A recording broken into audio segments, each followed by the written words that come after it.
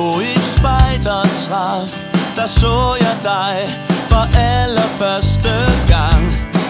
Du var tropsfører af rang. Jeg var teglværksklanens ulveunge lederassistent, da mit hjertes ild blev tændt. Jeg kunne binde alle knog og morse ulveflok. For dig var det bare ikke nok. Hvorfor blev vi to aldrig lykkelige ægtefolk?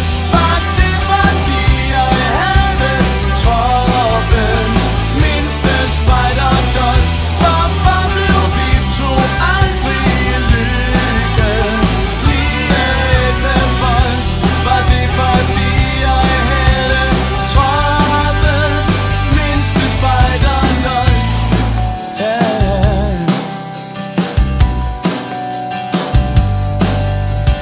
På et natløb lidt nordøst for Kejser Finkens yngleplads fandt jeg pludselig dit kom.